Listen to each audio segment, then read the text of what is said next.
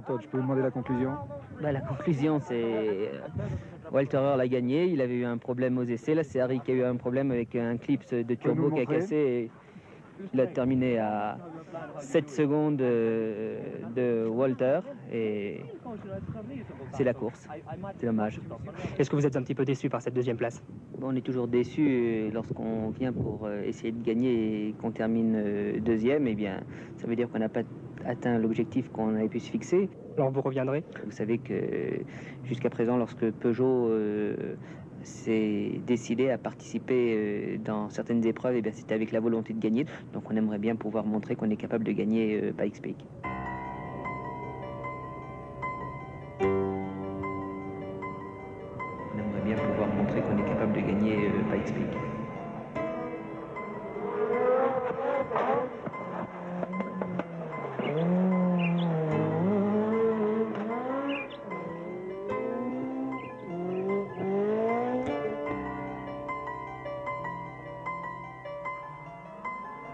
Évidemment, l'objectif principal va être de battre le prestigieux record de Walter Earl. Et je dois dire que là, toute l'équipe, tous nos ingénieurs et tous les ingénieurs de la direction technique du groupe ont pris beaucoup de plaisir à concevoir cette voiture et à laisser un peu libre cours à leur imagination. Et la version 405 Turbo 16 Pikes Peak, c'est un petit peu ce résultat. C'est le tout premier tour de roue d'une toute nouvelle voiture. Qu'est-ce qu'elle a gardé des autres? Elle a gardé l'architecture générale, mais on a refait une structure, un châssis complètement différent pour des questions de poids et bien sûr, c'est pas les mêmes objectifs qu'une voiture de grand raid. Donc c'est une voiture qui a un châssis qui est très très léger.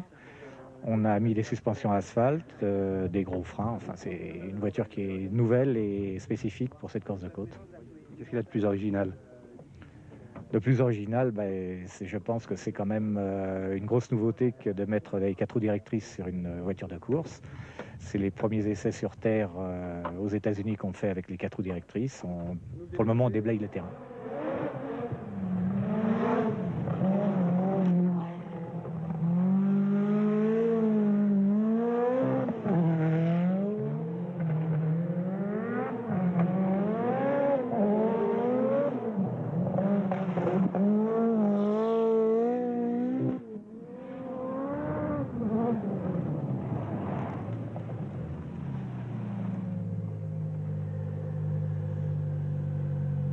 Ça fonctionne comment?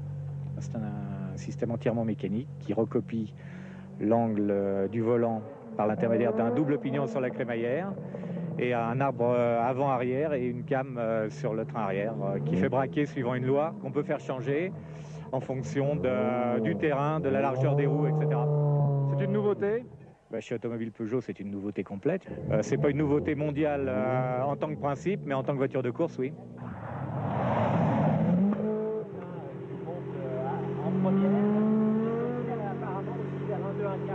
Pour nous, il s'agit premièrement d'être plus puissant que l'an dernier.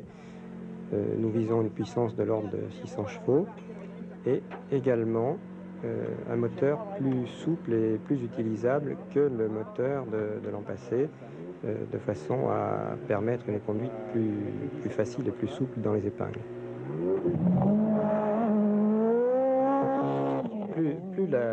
Plus l'altitude augmente et plus le régime du turbocompresseur augmente pour maintenir une pression qui a été fixée au départ. Le rôle d'Harry Vatanen, c'est tout d'abord de conduire la voiture. Ça, c'est son premier rôle et il s'en acquitte fort bien d'ailleurs.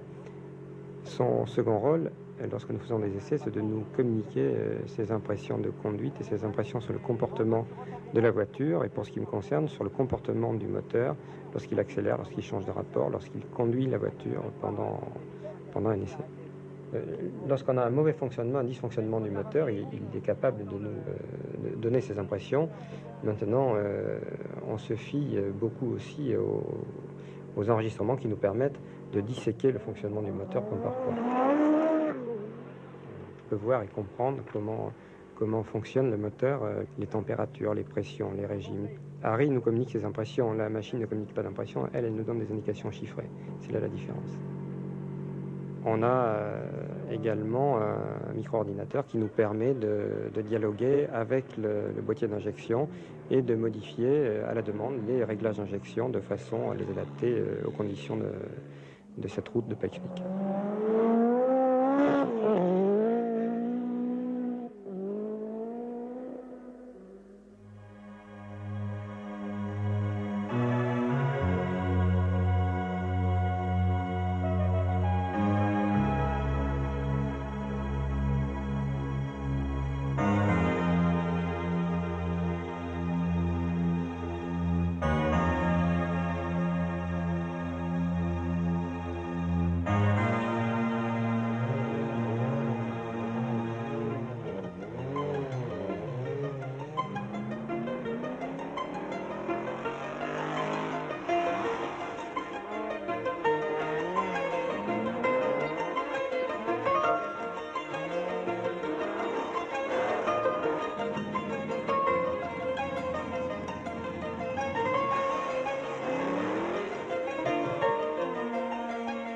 Aux essais, on est allé beaucoup plus vite que l'année précédente. Tout nous permet ou nous permettait de penser qu'on allait être capable d'améliorer le record.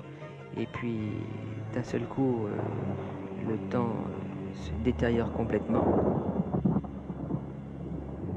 Là, je vois pas comment ça va être possible parce que on vient d'apprendre qu'il y a beaucoup de grêle dans la deuxième partie de la côte. La piste est complètement remplie de grêlons qui font comme une couche de glace. Il y a des voitures qui viennent de sortir de la route.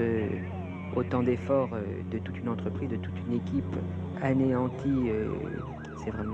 C'est catastrophique parce que je pense que là, ça va être très difficile, voire impossible de battre le record.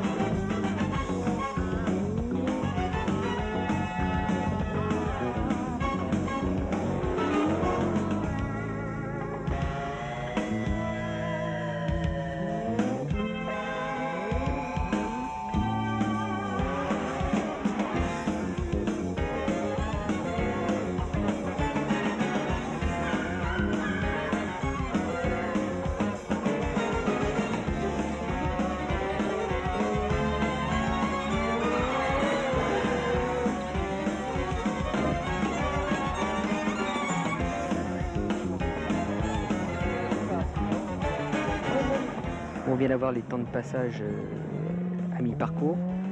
Harry est plus vite que Yua et surtout ce qui est d'important c'est qu'il est plus vite que le record de l'année dernière. Donc maintenant eh bien, tout va se jouer dans la deuxième partie qui nous fait tellement peur mais enfin je crois qu'on ne pourra pas y arriver.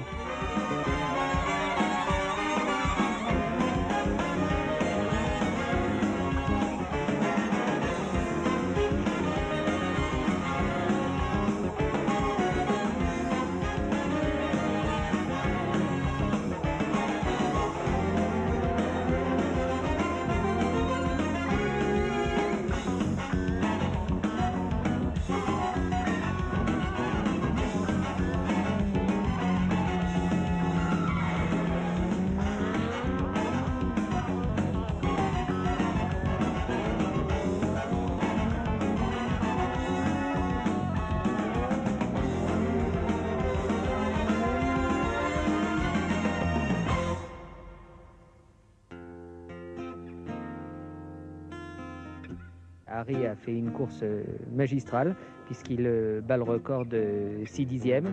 Et puis les voitures ont été merveilleuses. Fantastique. La meilleure voiture de le monde.